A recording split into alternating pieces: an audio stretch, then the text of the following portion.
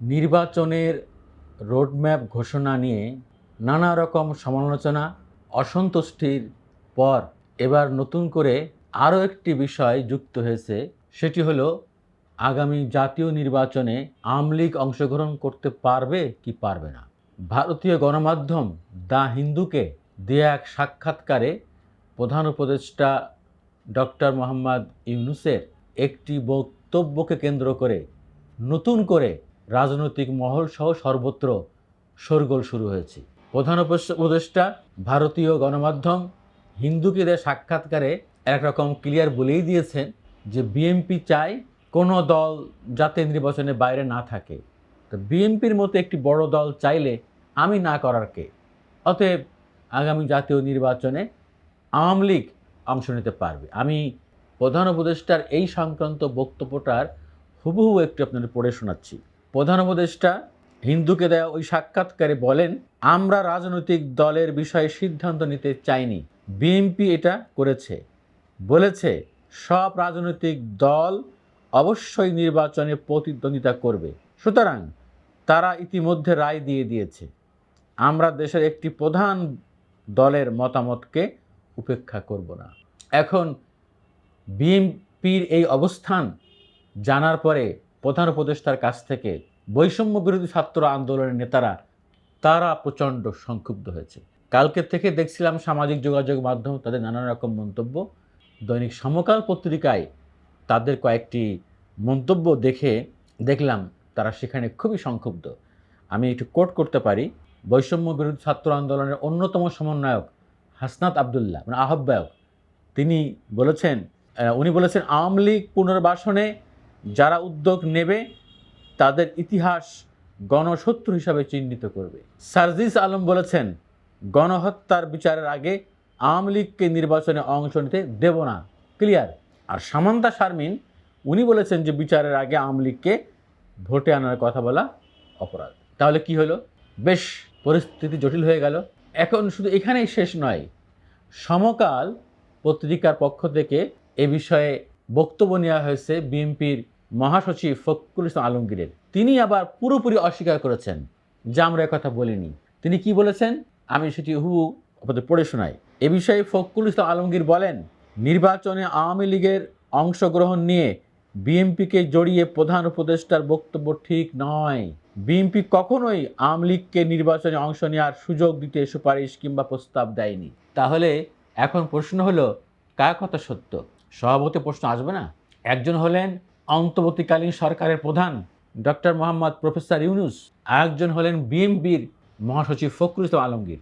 প্রধান উপদেষ্টা দ্য হিন্দুকে বলেছেন যে বিএনপি এই প্রস্তাব দিয়েছে, বিএনপি আওয়ামী লীগকে নির্বাচনে আনতে চায়।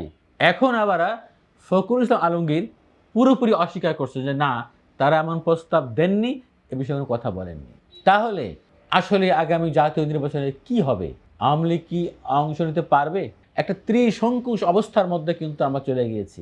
আপনারা লক্ষ্য করে দেখবেন বেশ কিছুদিন থেকে মানে গত প্রায় 2 মাস থেকেই আমরা দেখতে পাচ্ছি বৈষম্য বিরোধী ছাত্র আন্দোলন, বিএনপির কিছু নেতৃবৃন্দের বক্তব্যের মধ্যে সাংঘর্ষিক অবস্থান আমরা দেখতে পাচ্ছি নানান ইস্যুতে, নানান বিষয়ে।